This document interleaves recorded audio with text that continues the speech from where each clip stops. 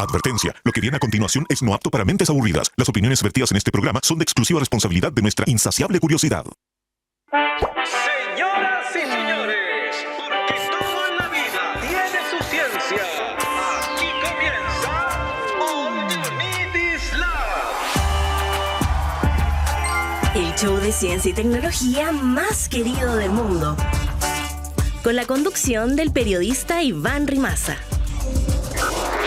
¿Cómo están? Completamente en vivo. Empezamos desde el estudio 56 de Santiago Televisión, completamente en vivo también por Radio USACH. ¿Cómo les va? La pregunta de hoy es, ¿por qué los aviones no se caen? No sé si te ha tocado andar en avión alguna vez. Si es que no te ha tocado, tranquilo, no te pierdas de nada. La comida es mala, las películas son aburridas. Pero ¿no te llama la atención que un manso pedazo de fierro vuele por los aires? Tienen turbinas y alas, sí lo sé, fui al colegio, pero igual como que no lo entiendo. Y bueno, la explicación, a propósito del colegio, la pasan justamente en esa etapa de tu vida, el principio de Bernoulli. ¿Te suena? En fácil, no te voy a explicar el tecnicismo, pero es porque las alas de los aviones tienen un diseño especial que hace que el aire pase más rápido por arriba del ala que por abajo. Y esa diferencia, por abajo del ala del aire, que corra el aire más lento, hace que el aire como que chupa de alguna manera el aire hacia arriba y así el avión vuela sin caerse. Pero una duda que me surge a mí también es, bueno, si la Tierra es redonda, que la es, por cierto, y el avión vuela recto, ¿no? ¿Por qué no sale volando al espacio exterior? Imagínense, los amigos de la radio se van a tener que crear esta imagen en la cabeza, ¿no? Pero ustedes me están viendo acá, y acá tenemos un círculo, por ejemplo. Y si el avión va en una línea recta, eventualmente como que, claro, una recta con una curva como que no se llevan tan bien. Bueno, el tema es que no viaja en una línea recta como la imaginamos, porque la idea de que no salga al espacio exterior finalmente la tiene la ciencia de la geodesia. Los aviones, como te digo, no vuelan en una línea recta, es más bien curva, conocida como línea geodésica, que es el camino más corto entre dos puntos sobre la Tierra. Los aviones al final no ajustan su altitud respecto a una línea recta imaginaria, sino que respecto al campo gravitatorio de la Tierra. ¿Cómo evitan también chocarse entre ellos? Porque no hay semáforo, no hay calle o autopista en el aire, ¿o sí? Bueno, más o menos, hay algo parecido. Los aviones vuelan en autopistas invisibles que se llaman aerovías y están una arriba de la otra, montadas. No es como acá que las calles van una al lado, a la derecha, la otra va a la izquierda, no, estas van arriba una de la otra. Si vas hacia el este, por ejemplo, vuelas a 10.000 metros más o menos de altitud, pero si vas para el otro lado, al oeste, vuelas a 11.000 metros de altura. 1.000 metros de diferencia. De hecho, es más probable ganarse el quino 3 veces seguidas antes que chocar en avión. Entonces esto que parece como tan abstracto y tan extraño, bueno, los instrumentos al final hacen que sea hasta más seguro viajar por los aires que andar en la tierra con gente loca manejando los volantes. Me gusta pensar cómo sería irme con un cavernícola en un JetSmart, imagínate. Viaje a Arica, cortito, vuelo comercial. Mientras yo me quejo porque el Wi-Fi no funciona, él estaría, no sé, como en una experiencia cercana a la ayahuasca, o sea, conociendo a los dioses, porque encuentro muy loco que movernos a 900 kilómetros por hora, desafiando la gravedad, se nos haya hecho tan normal. Piénsalo, en cualquier momento de la historia, yo diría que el 99,9% de la historia humana, los aviones habrían parecido casi que un milagro. Y ahora nos parece lo más normal del mundo. Empieza All You Need Is Love. Te escuchamos. Esto es Conexión Cuántica.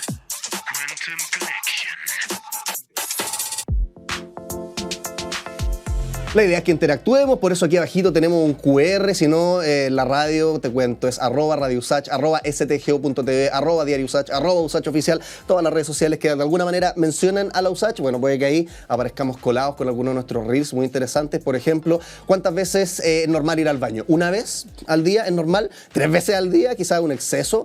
¿Una vez a la semana? Bueno, hablamos con una gastroenteróloga sobre ese tema, nos decía, desde 3 veces a la semana hasta 3 veces al día uno puede entender como normal. Si sales de ese rango, ya no podemos escandalizar. ¿Qué otra pregunta te hicimos ayer? ¿Solo porque algo aparece en la ley es bueno? ¿Cómo funciona la moral? ¿Cómo funciona el bien y el mal? ¿Todo lo ilegal está mal? ¿Todo lo legal está bien? A ver qué comentó la gente, porque fue bien interesante ese debate de cómo al final las leyes representan los valores de cada época, más que ser verdades universales sobre el bien y el mal. No, la policía, comenta alguien ahí. Oye, a mí me encantan los memes del brain rot italiano, el tralalero, tralala, el bombardero crocodrilo, bailarina capuchina. Así que aquí no la policía. Ay, es que no quiero ser robona, dice otra persona. Bueno, eso decía yo, como que con las cajitas automáticas de los supermercados, donde uno se atiende solo. Yo no voy a dar nombres, no voy a hacer acá ni una declaración que me ponga en complicaciones, pero he sabido que se han flexibilizado las morales de muchas personas con las cajas automáticas de los supermercados. Al final todo lo decide lo que uno entiende como bueno o malo. ¿Tendrá que ver también con lo que es justo o injusto? Dice otra persona acá en los comentarios. Recuerda que tus 15 segundos de fama los puedes tener acá en Santiago Televisión, en Radio Usach, si es que comentas, si es que eres parte. Y todo eso está en el QR ahí que te dejamos en las redes sociales, @Radio Usach, @stgo.tv, Usach Oficial y Diario Usach. Sigamos con más All You Need Isla. Y ahora, ¿quién podrá explicarnos? Oye, me pillaron en el estudio con la ministra de Ciencias de esta república, Aysén Echeverry. ¿Cómo está, ministra? Un gusto tenerla aquí. Muchas gracias por la invitación. Oiga, ministra, muy vi la otra vez. al programa. ¿Le gustó la Sí, escenografía? Le no, está pusimos color precioso. acá, unas lámparas de lava. Y la historia al principio de los aviones, pucha que hay que confiar en la ciencia, ¿no? Muchas veces. Y a veces, Totalmente. como no saber, no entender, pero confiar. Confiar en que hay gente que lo estudió, que lo midió, que Y lo funcionará. calculó y que funciona. Sí. Exacto. Oiga, ministra, vi un titular la otra vez de Latam GPT. Algo así estaban Así trabajando. es. ¿De qué se trata? ¿Por qué queremos hacer eso? Es un proyecto precioso que estamos desarrollando hace ya casi un año Ujú. con el CENIA, el Centro Nacional de Inteligencia Artificial, que es un centro ANID, que lo que busca es, así como está el ChatGPT y el DeepSeek, ¿Ya? que son modelos de lenguaje que fueron en Estados Unidos y en No, Chile. está el otro, Gemini, Copilot, hay hay un montón. varios. Claro. Tener uno que sea de Latinoamérica y el Caribe. Por lo tanto, es un modelo de lenguaje que se está entrenando con información, con datos, con historia, con lenguaje de los países de Latinoamérica y el Caribe, y por lo tanto es nuestro. Es ¿Y precioso. por qué queremos hacer esto, ministra?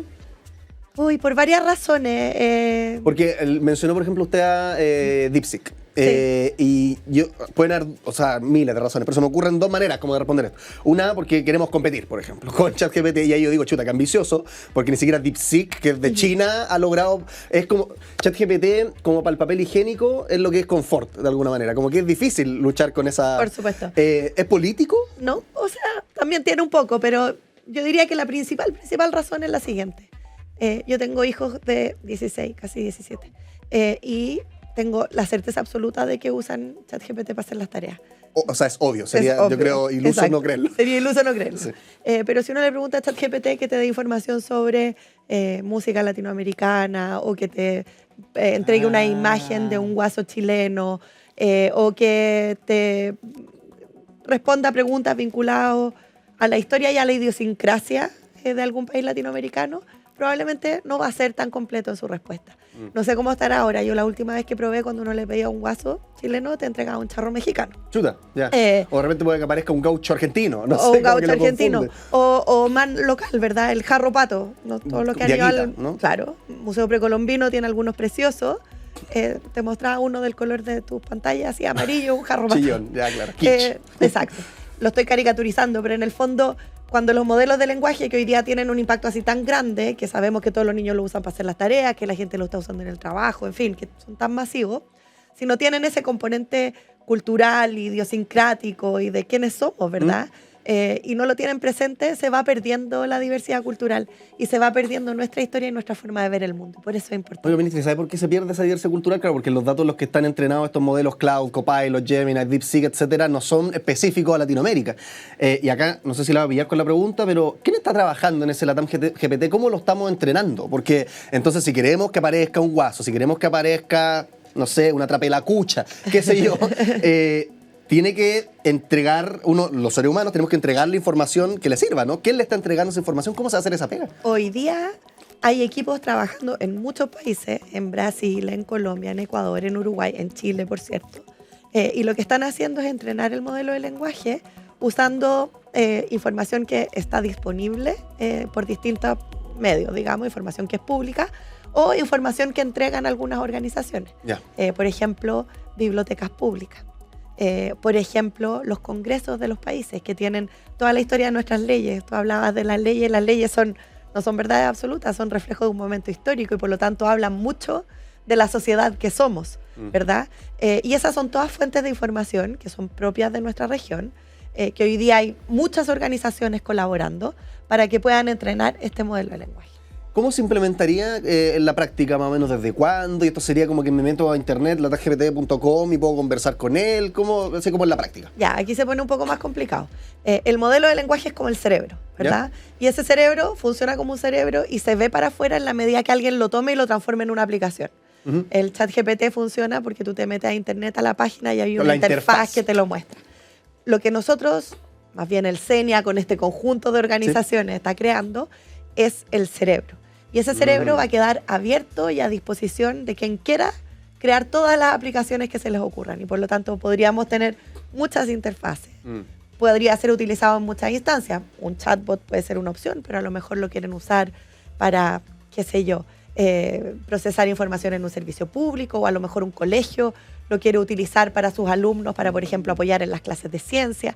Entonces se va a abrir a la creatividad de todos quienes hacen desarrollos para que puedan utilizarlo en lo que quieran. Qué buena esa distinción, porque yo creía que era mucho más parecido a lo que es ChatGPT, Cloud y todas estas que ya conocemos, pero sería, y quizás la gente que es buena para ChatGPT quizás lo va a entender, yo soy casi que adicto a ChatGPT, pero tiene varios modelos. Tiene uno que dice como ChatGPT 4O, otro que dice 4O1, Mini, otro que razona. Ya.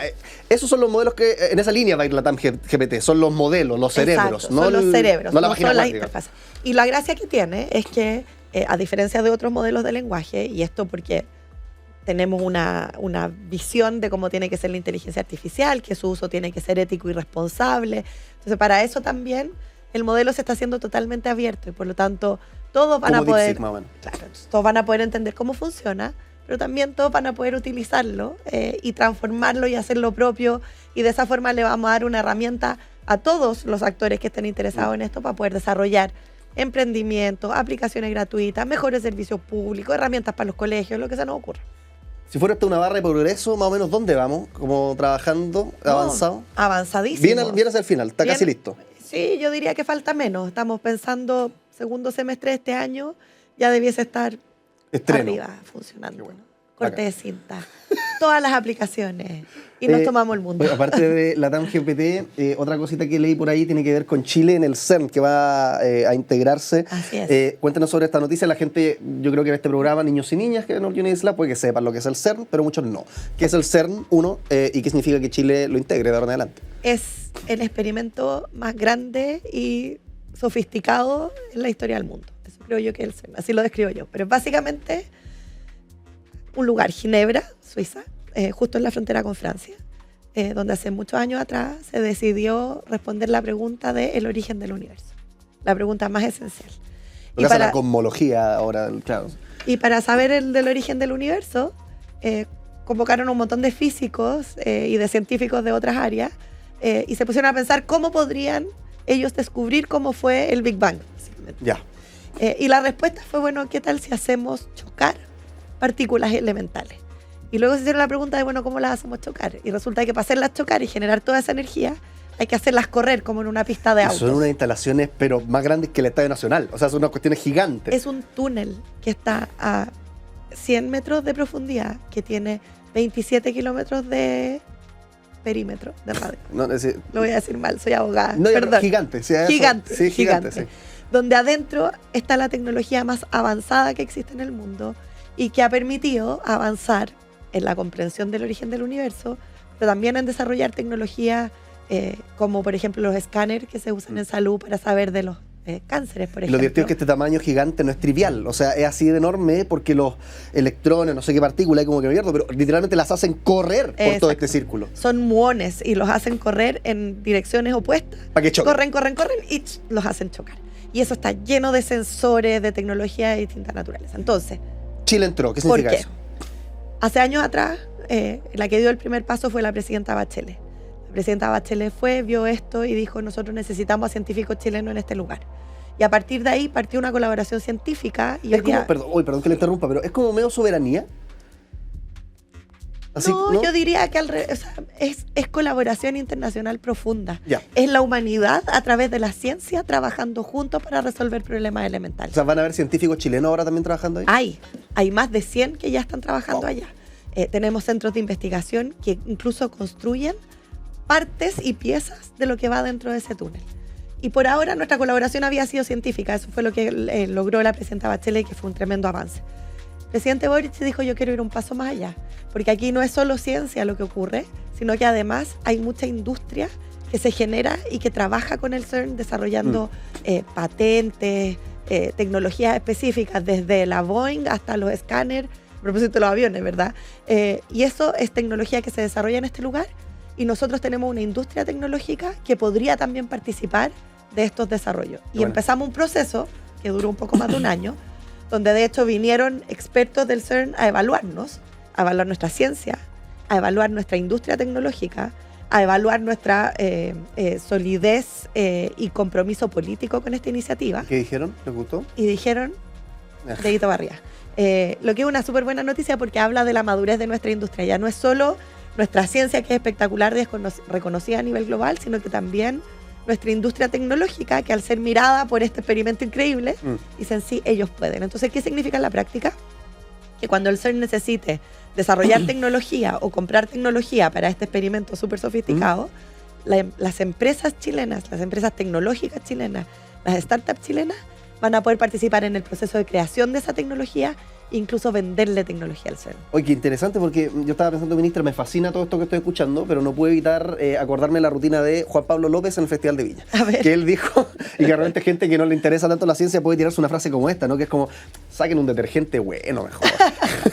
Cada tanto CERN y tanta cuestión. ¿Qué gana Chile? Y usted lo dijo muy bien, parece que hay reconocimiento, lucas envuelta, entonces incluso cuando uno dice, ay, si mañana voy a trabajar igual nos va a beneficiar de alguna manera esto a Chile. Absolutamente, posiciona nuestra industria y eso ayuda a que los productos chilenos sean comprados y sean reconocidos a nivel global. Es como un sello de garantía increíble.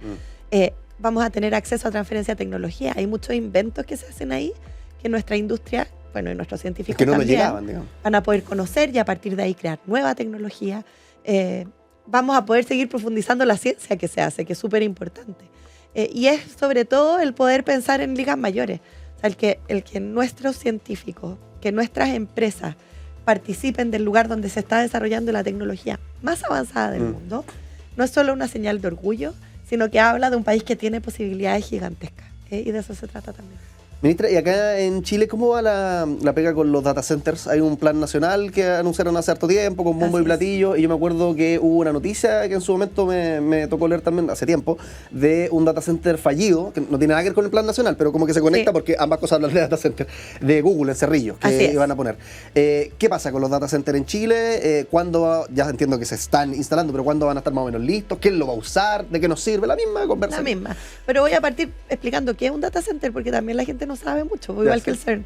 Pero el data center es básicamente una gran infraestructura que permite procesar y almacenar mucha información y que es infraestructura esencial para la economía digital. Así como los cables de internet y la conexión de internet es fundamental, el lugar donde se procesa todo esto es los data centers y por eso son tan importantes. Si te preguntas cómo funciona ChatGPT con los data centers, en un data ¿por qué center subo una foto de Instagram y no se borra? Está en el data center. Toda la nube está en el data center. ¿Por qué puedo mirar una película a través de alguna plataforma? Claro. Y a veces se queda pegado, ¿cierto? Pero ¿por qué puedo verla en tiempo Gracias real? a los data centers. Porque hay un data center y porque está cerca. Porque si el data center estuviera al otro lado del mundo, lento y la película se cae.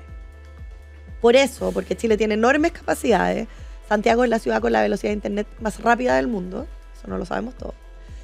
Por todas esas razones. Oye, perdón que la interrumpa, vamos a seguir hablando de los data centers, pero yo vi ese dato, no sé si tiene más información que dar al respecto, pero es increíble. A ver, dos cosas. Uno, que hace 10 años la velocidad que yo tenía y me volvía loco como niño que jugaba a computador, o hace 20 años incluso, 1 mega. Y era, wow, qué locura. Yo soy de la época del internet por teléfono. No, que era kilobips. Ese que sonaba trin, claro. Trin. Y ahora son 500 megas. Y me ha tocado viajar a otros países, ya sea por paseo, pega, lo que sea. Y ninguno, ni siquiera 150 megas. O sea, ni se les parece. Así es.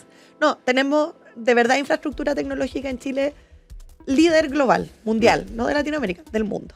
Y es por eso que tenemos un tremendo potencial en economía digital. De hecho, si uno mira la exportación de servicios, que es básicamente economía digital exportada, ha aumentado, pero por varias veces en los últimos años. Es decir, hay una industria. Por lo mismo, los data centers podrían funcionar mucho mejor acá, o aprovechar eso que tenemos. Así es. De hecho, la industria de la economía digital entiendo que es más grande que la industria del vino. ¿En Chile? Sí. Ese es un dato para enmarcar. Ese es un dato para enmarcar. Se lo escuché a la industria tecnológica, así que hay que puede checar la tener un fuente. sesgo. Ya, perfecto. No, pero es grande, Ya. efectivamente es súper grande. Entonces, los data centers también tienen sus desafíos. A propósito de lo que me preguntaba del data center de Cerrillo, hay mucha preocupación por el consumo de agua, consumen mucha energía y por lo tanto hay países donde ya saturaron la capacidad energética y no pueden seguir creciendo. Para eso es el plan, para que los data centers puedan seguir existiendo, para que reduzcan el consumo de agua al mínimo y para que podamos planificar la necesidad de energía que tienen sin perjudicar a las personas. Se hizo el plan se está implementando, ya tenemos información de dónde se pueden empezar a instalar, se está trabajando con la industria en guías de cómo son los permisos, una serie de cosas. Pero tuvimos una súper buena noticia ayer, de hecho. ¿Ayer? Ayer, efectivamente. Después de años de trabajar en un proyecto de inversión, uno de los proveedores de nube, que es Amazon Web Services, anunció que van a hacer una gran infraestructura de data center en Chile por $4.000 millones en 15 Supongo años. que son mucha plata, nunca he recibido ese salario en mi cuenta corriente. Son $4.000 millones en infraestructura tecnológica a 15 años.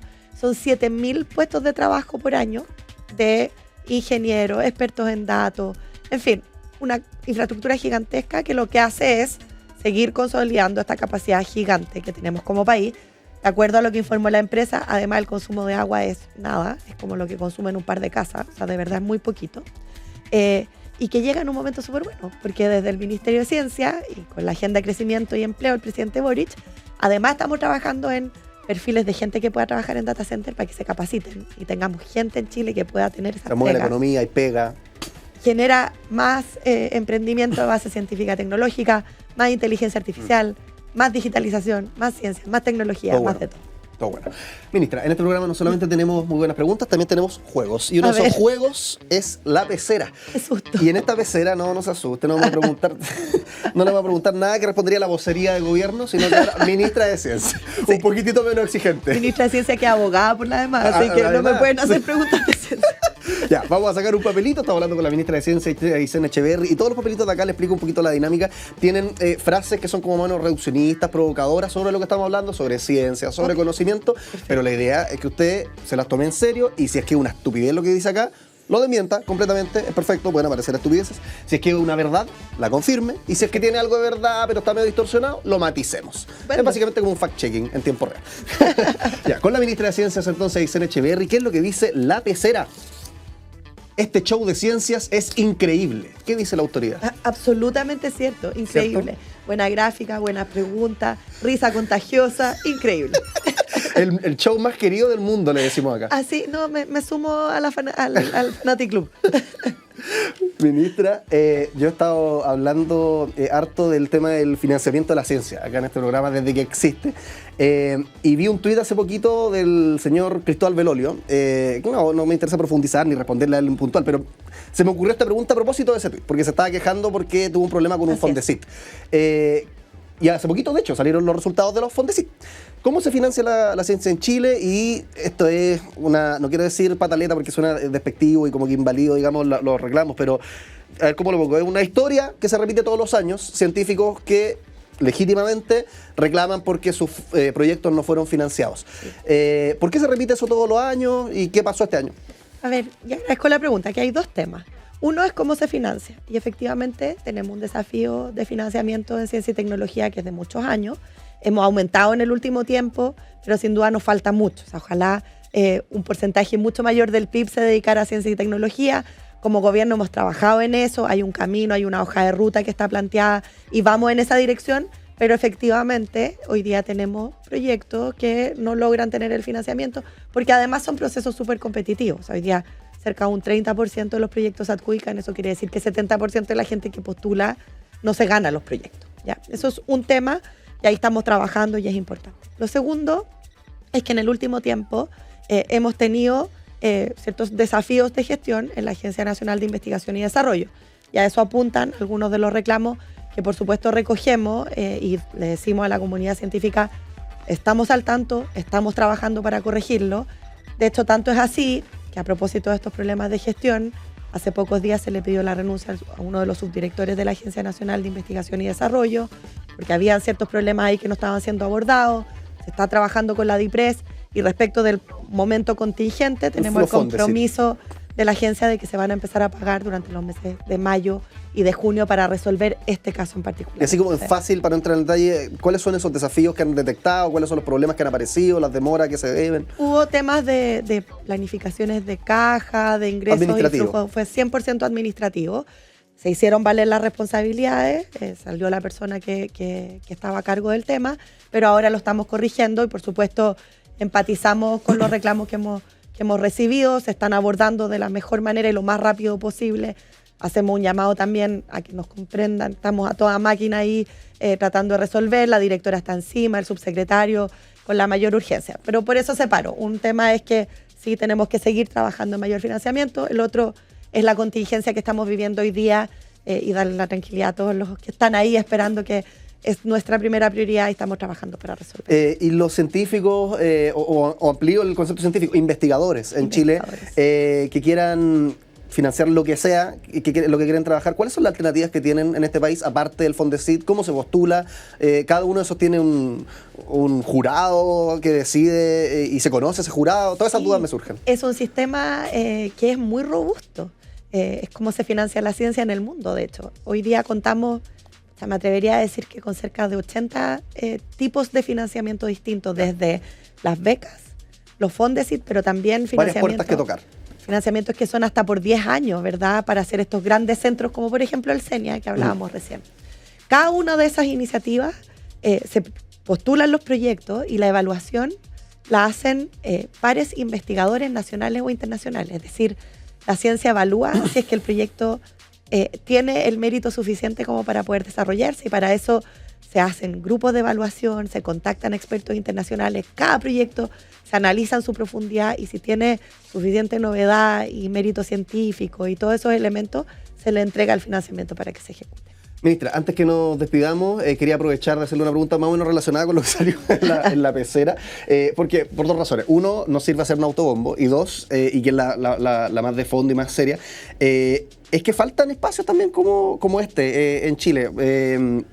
Nosotros estamos de lunes a viernes con 2 entrevistas todos los días, con 6 secciones en vivo. O sea, yo encuentro que es una locura. Hay otros programas de ciencia, sí, está la Andrea en la Radio ADN, está la Emilia en la Cooperativa Ciencia, o sea, y muchos más en el tintero. Pero ¿qué pasa con la ciencia en los medios de comunicación? ¿Qué le parece realmente este espacio, más allá del chiste? Y no sé, un llamado de repente a que los mismos influencers, porque de repente la tele ya se quedó atrás, pero las redes sociales, que aparezcan más personas hablando de ciencia. O sea, necesitamos muchísimo. Lo dijiste medio en broma al comienzo, diciendo que la Tierra efectivamente es redonda. Sí, efectivamente es redonda y efectivamente hay gente que pone eso en duda en estos tiempos. Y eso es gravísimo. No porque sea ridículo, sino que porque empieza a socavar lo que nos ha permitido desarrollarnos como humanidad. La ciencia permite que hoy día tengamos vacunas, medicamentos que me ayudan con esta ronquera que tengo, permite que la esperanza de vida sea más alta, permite que los aviones vuelen. La ciencia nos ha llevado a ser la sociedad que somos y por lo tanto es algo que tenemos que cuidarla, y no todos tenemos que ser científicos, evidentemente, pero todos tenemos que tener capacidad de hacernos preguntas, de dudar, de tener pensamiento crítico, porque eso nos hace bien como sociedad. Y estos programas ayudan a eso. Cuando relevamos el valor de la ciencia, cuando explicamos las cosas, cuando hablamos en profundidad de los temas y no nos quedamos con el supertitular, que a veces no es cierto incluso. O cuando se dijo lo de la vida en exoplanetas y que no estaba ni tan confirmado. Exacto. Y por lo tanto necesitamos estos espacios porque la ciencia no solo es entretenida, sino que es uno de los cimientos que permiten que la humanidad se desarrolle y que se desarrolle además en democracia. Y por eso es fundamental. Nosotros desde el Ministerio de Ciencia apoyamos todos estos espacios y venimos y les damos y vamos a promoverlo en nuestras redes, pero necesitamos que sean muchos más. Yo ahí concuerdo, no puede ser el esfuerzo de unos pocos, tiene que ser algo que nos constituye como sociedad. Aysén Echeverri, ministra de Ciencias de nuestro país. Ciencias, Tecnología, Conocimiento e Innovación. Así es el nombre completo. Muchas gracias por estar en el programa. Muchas y un gracias. aplauso, mira, espontáneo, vamos a escuchar ahí de nuestro público. Ahí está el público haciéndolo. Ya seguimos con más On Guinea Isla. La máquina del tiempo. Viajemos a una época en la que esos cruceros hermosos para tener vacaciones de lujo que has visto de repente en Valparaíso, San Antonio, ya esas embarcaciones gigantes, no existían. ¿Cómo eran los barcos en la antigüedad? Lo primero que uno podría trazar es la canoa de Pese, aproximadamente 8.000 años antes de Cristo, considerada la embarcación más antigua descubierta, una canoa de madera que mide 3 metros y data del periodo mesolítico temprano. De ahí en adelante, por supuesto, las cosas cambiaron mucho. Se encontraron, por ejemplo, en un lugar que se llama Azerbaiyán, grabados rupestres, donde se representaban botes de juncos con alrededor de 20 remeros, indicando que ya hace mucho tiempo que se usaban embarcaciones. Como te decía, trirremes también, griegos, romanos, embarcaciones de guerra que se llamaban así, trirremes, de los griegos, de los romanos, que tenían 3 filas de remos, usadas exclusivamente en batallas navales. Luego, y esto marcó más o menos más que más o menos, marcó bastante, una diferencia en el progreso de los barcos fue el desarrollo de la vela. Se incorporaron velas para aprovechar ya el viento, es decir, no solamente yo tener que estar remando con mi fuerza de ser humano, sino que aprovechar lo que nos da la naturaleza, en este caso el viento. Por eso las velas combinadas con remos empezaron ahí a mejorar la navegación. Llegó la Edad Media o incluso la Edad Moderna temprana, del siglo V en adelante. El dracar vikingo apareció, que eran unos barcos bien largos, también usados para la exploración, para la guerra. Luego vino la carabela portuguesa, desarrollados también para explorar el océano, que combinaban, como te decía, velas, tanto latinas como cuadradas, facilitando viajes, como por ejemplo, no sé si te suena, el del señor Cristóbal Colón, que no por nada tiene una calle acá, porque descubrió cosas muy importantes. Naos también, embarcaciones de mayor tamaño que las carabelas, ocupadas también en el comercio y la exploración. Por ejemplo, ya que estábamos hablando del señor Colón, la Santa María de Colón era una de estas. Bueno, el astrolabio apareció, la brújula, astilleros europeos, etcétera. Y llegamos más o menos al presente con la revolución industrial, que se han dado cuenta en todos estos viajes que hacemos en la máquina del tiempo. La revolución industrial realmente afectó todo lo que nos hemos preguntado. ¿Cómo era la iluminación? Revolución industrial. ¿Cómo eran las camas? Revolución industrial. Siempre hay un antes y un después muy marcado. No es la excepción con los barcos, porque ahí aparecieron los primeros barcos a vapor. A principios del siglo XIX, la introducción de la propulsión con vapor revolucionó, fue una locura en ese momento el transporte marítimo, porque los tiempos de viaje bajaron muchísimo. Contenedores también estandarizados. Hay un caballero que se llama Malcolm McLean, que introdujo el uso de contenedores, transformando también el comercio global para facilitar la carga, la descarga. Y bueno, ahora tenemos barcos de carga modernos, gigantescos portacontenedores que transportan miles de todo, de personas hasta mercancías, y ojalá vayamos avanzando en el futuro hacia tecnologías también más sostenibles, porque hay muchas cosas asociadas con los barcos que afectan mucho a nuestro planeta, ni hablar de la pesca indiscriminada, pero los barcos mismos, entonces los que nos queda ahora por delante y lo que se está trabajando son el desarrollo de barcos eléctricos con energías limpias para reducir la huella ambiental del transporte marítimo, que es tan importante, y como te das cuenta, mira, ¿desde cuándo empezó? Desde la canoa de Pese, 10.000 años antes de Cristo. Le queda mucho por delante. Tenemos que trabajar en mejorarlo. Vamos a una pausa, ¿te parece? Y seguimos con más All You Need Is Love. Hagamos la corta. Ciencia al paso.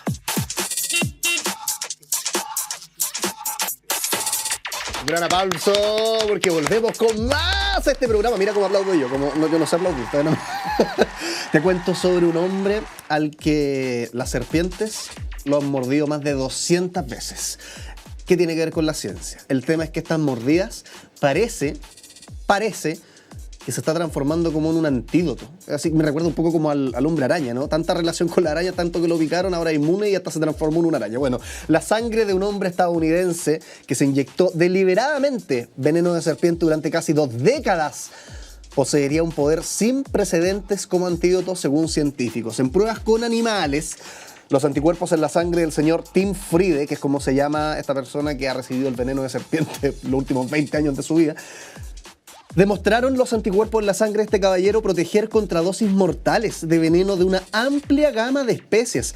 Las terapias actuales, si es que no cometen la locura de estarte metiendo veneno a propósito, ¿no? Las terapias actuales requieren que el antídoto corresponda a la especie de serpiente específica que mordió a la persona afectada, pero la hazaña que realizó Friede durante casi 20 años podría suponer un paso importante en la búsqueda de un antídoto universal, o sea, que no tenga que necesariamente corresponder con el tipo de serpiente específica que mordió a la persona afectada. Un antídoto universal para todas las mordeduras de serpiente que, ojo, matan a casi 150.000 personas al año, dejan a 3 veces más personas con amputaciones o discapacidades permanentes. En total, el señor Friede ha soportado más de 200 mordeduras, más de 700 inyecciones de veneno en algunas de las serpientes más mortíferas del mundo, entre ellas mamba, cobra, búngaro, entre otras, taipán, varias más. La mayor esperanza de esta locura que hizo es que los científicos se dieron cuenta, oye, tenemos acá un caso de estudio espectacular, entonces se pusieron a ver qué onda la sangre. La mayor esperanza es disponer de un único antídoto que sirva para todo, y de hecho uno de los científicos que está metido en este estudio dijo que la amplia protección descrita en el estudio sobre la sangre de este caballero era sin duda novedosa y proporcionaba una prueba sólida de que se trata de un enfoque viable. Sin embargo, todavía queda mucho trabajo por hacer y el antídoto todavía necesita pruebas, pero no deja de ser llamativa que una persona que ha sido mordida con veneno de serpiente, no sé, más de 200 veces, o que lleva 20 años metiéndose veneno de serpiente, ahora su sangre parece que podría ser el secreto para un antídoto universal contra las mordidas de todas las serpientes. ¿Qué te parece? All You Need Is Love te sorprende, como siempre. Sigamos con más. El que sabe, sabe. Y el que no conduce. ¿Eres hombre? ¿Eres mujer? ¿No binaria? Es muy importante esta pregunta para lo que vamos a hablar de ahora en adelante, porque en particular cuando se trata de buscar trabajo o recibir el sueldo a fin de mes, lamentablemente esa respuesta de alguna manera influye. ¿O no? Vamos a hablarlo con Violeta Rodríguez, investigadora de economía feminista de la UNAM, directo desde México. Muchas gracias por conectarte con nosotros. ¿Cómo estás, Violeta? Hola, buenos días. Muy bien, muchas gracias. Oye, es verdad lo que digo, no estoy exagerando. El género de la persona que trabaja afecta de alguna manera no solamente las lucas que recibe a fin de mes, sino que también se hace hasta más difícil buscar trabajo de repente, ¿no? Sí, efectivamente, en México y en el mundo se observa que todavía tenemos una brecha de género importante en el acceso que tienen las mujeres al mercado de trabajo, a un empleo remunerado. Y bueno, a eso se suma que además cuando logran encontrar empleo, también hay una brecha en los ingresos laborales. Entonces todavía prevalecen las desventajas, desafortunadamente. Violeta, ¿y cuál es la data en esto, las diferencias? No te voy a pedir que te refieras a las cifras de Chile, ¿no? Pero al menos en México. ¿Qué tan dispares son los salarios? Por ejemplo, una periodista que trabaja en un canal, ¿cuánto menos recibe que un periodista que trabaja en ese mismo canal? Sí, en promedio la brecha salarial desfavorable para las mujeres está entre 12% y 15% en el caso de México. Es una brecha importante ya que tiene un componente discriminatorio. En este tipo de trabajos que nosotros realizamos podemos distinguir entre la brecha salarial que surge debido a las características laborales, a la productividad laboral, y de aquella que surge por causas discriminatorias. Entonces, bueno, lo que nosotros estamos viendo en los datos de México muy claramente es que las características femeninas son castigadas de manera discriminatoria. ¿Cuáles son esas características, Violeta, que se castigan de forma discriminatoria? Bueno, lo que pasa es que se observa que el mercado de trabajo reproduce los estigmas de género que existen en la sociedad. O sea, en lugar de que una vez que uno está en un empleo solamente se tome en cuenta la productividad que uno tiene, se toman en cuenta las características que se adquieren fuera del mercado laboral, como es el caso del género, para empezar en sí mismo, que por sí solo explica esta brecha de 12%, pero todavía a eso se le van sumando otras características, por ejemplo, el matrimonio. Es muy claro en los datos que las mujeres casadas son castigadas aún más que los hombres casados. Los hombres casados, por el contrario, son favorecidos. A los hombres casados se les paga más que al resto de los hombres en cada puesto laboral. Y en cambio a las mujeres, cuando son casadas, se les paga menos. Otras características, por ejemplo, es tener hijos. Normalmente las mujeres que tienen hijos requieren una flexibilidad laboral importante y la flexibilidad laboral es castigada por los empleadores.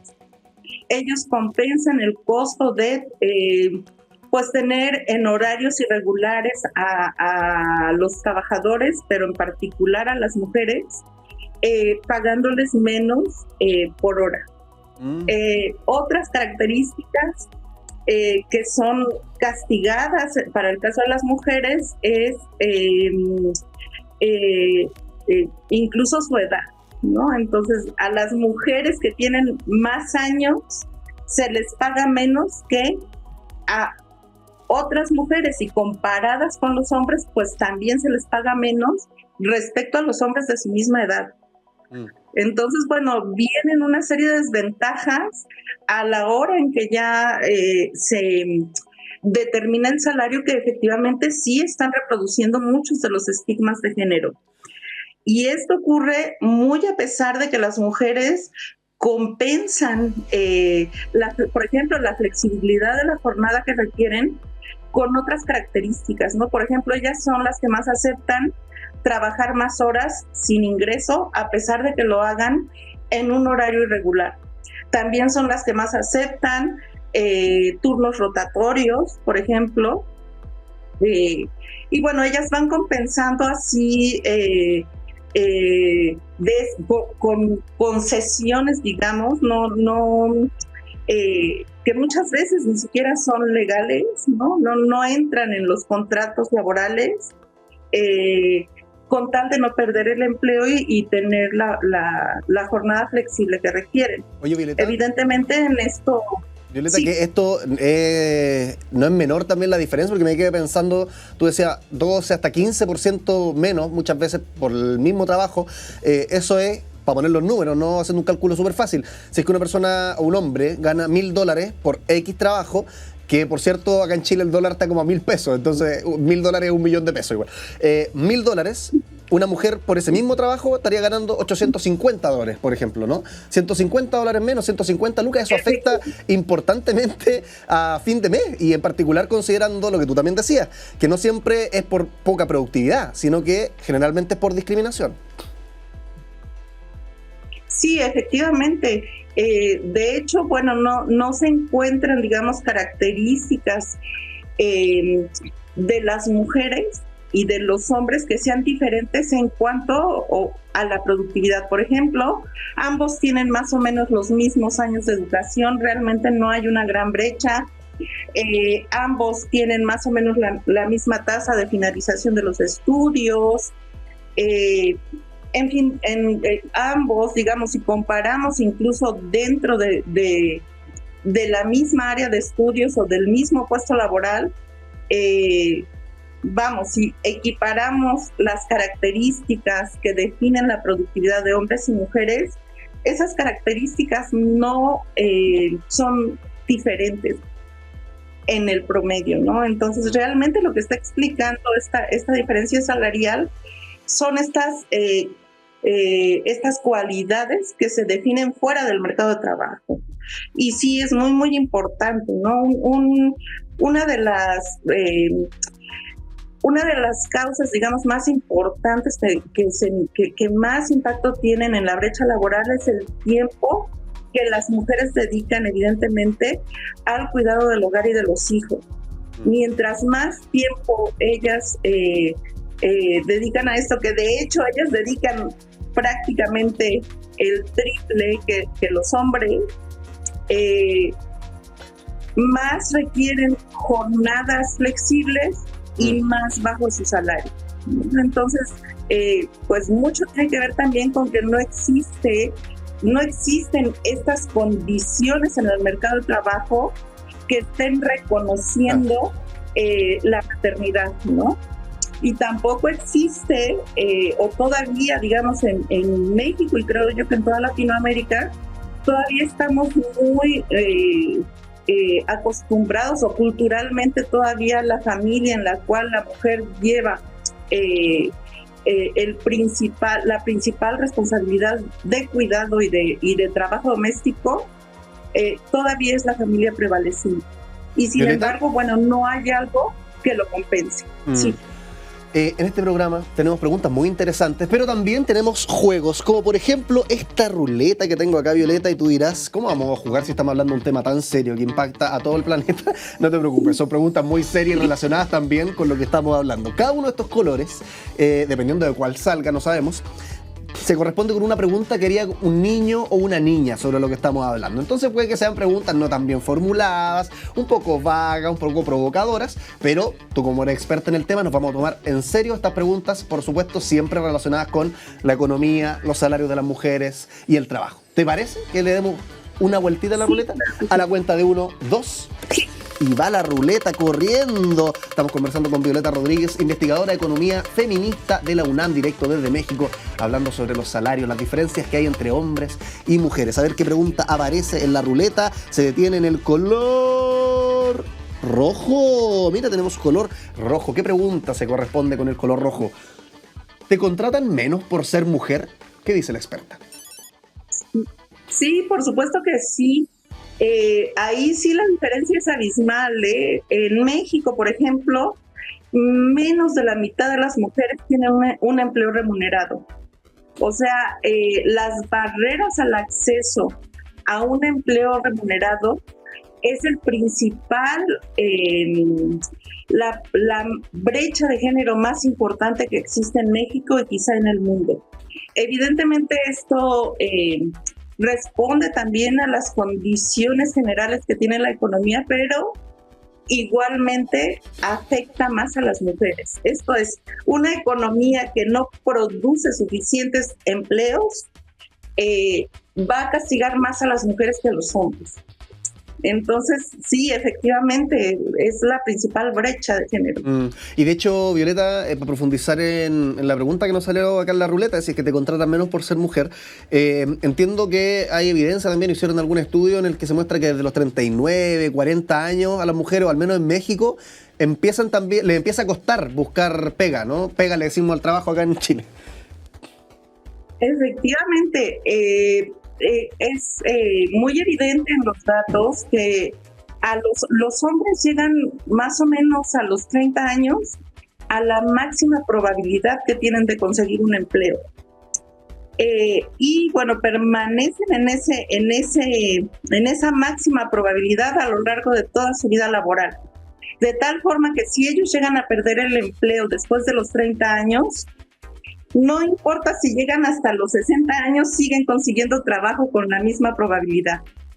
En cambio, las mujeres, aparte de que llegan posterior a los 30 años a su máxima probabilidad, que es la mitad de la de los hombres, esa probabilidad, permanecen ahí pocos años e inmediatamente a los 40 años empieza a disminuir su posibilidad de tener un empleo. De tal forma que si ellas a los 40 años no tienen un empleo o no lo han conseguido, mientras más pase el tiempo, menos probable es que puedan tener una ocupación remunerada. O sea, uno podría decir sin miedo a ser exagerado, creo yo, Violeta, que quedarse cesante, por ejemplo, a los 50 años, definitivamente es destructivo para cualquier familia, para cualquier persona. Pero es más crítico todavía para una mujer. Efectivamente, tiene un impacto muy importante porque las mujeres normalmente sacrifican su desenvolvimiento profesional por cuidar a una familia. Y precisamente en esas edades, después de los 40 años, es cuando ya terminaron su época de crianza. Y muchas de ellas es cuando intentan reincorporarse al mercado laboral. Y lo que resulta es que no encuentran empleo. Y bueno, se dice mucho que esto es porque ya se deterioró el valor de su formación. Pero esto no es cierto, porque incluso pasa en las mujeres que durante su época de crianza aprovecharon para capacitarse o para estudiar. Es independiente del nivel de estudio. No, y alguien podría decir por qué se deteriora la formación de las mujeres, pero no se deteriora la formación de los hombres. Sí, efectivamente. Digo, la idea es a lo mejor muy discriminatoria también, porque existen estas ideas discriminatorias, pero lo que se dice es que, bueno, el hombre, como sigue laborando a lo largo de todo ese tiempo que la mujer se dedica a la crianza de los hijos, entiendo, pues sigue adquiriendo experiencia. Esa es como la idea, claro, esa es la idea, sí. esa es como la idea. Sí, efectivamente, pero esto pasa incluso en las mujeres que en ese tiempo aprovechan para tener una formación educativa formal, ¿no? Y existen, y bueno, esto se repite, ¿no? En todos los casos, pero pues ahí lo terrible es que esto contribuye también a la brecha salarial, porque muchas de estas mujeres lo que terminan haciendo es poniendo un negocio, ¿no? Propio, muchas veces un negocio que no es tan grande, pero precisamente en el autoempleo es donde encontramos los menores salarios de toda la escala de puestos laborales en hombres y en mujeres. Pero obviamente ahí también es donde encontramos las mayores brechas salariales. Entonces, digamos que por las dos vías, ¿no? Por el lado de que ellas no tienen el tiempo suficiente para entrar a un empleo, llegan a la edad en la que ya terminaron la crianza, ya no son contratadas en empleos formales, y entonces normalmente lo que hacen es dedicarse al autoempleo, que es el más castigado. Violeta Rodríguez, pues, desde pues la verdad, México. Sí, un temazo, perdón, te interrumpí, se nos acabó el tiempo, pero muchas gracias por estar acá conversando de esto. Medio deprimente, la verdad te diré, pero es bueno saberlo, porque muchas mujeres de repente yo creo que les puede pasar, está súper esparcido, no se sabe que el salario, hay una brecha importante, pero es como, pucha, ¿por qué no logro encontrar pega? Una persona de 45, 50 años, con títulos, con posgrado, bueno, a veces el sistema, en la estructura, está en la culpa, más que en la persona que busca trabajo, ¿cierto? Violeta Rodríguez, investigadora de economía feminista de la UNAM. Muchas gracias por estar con nosotros acá en el programa. Que estés bien. No, por el contrario, muchas gracias por recibirme. Chao, que estés muy bien. Bueno, seguimos con más All You Need Is Love.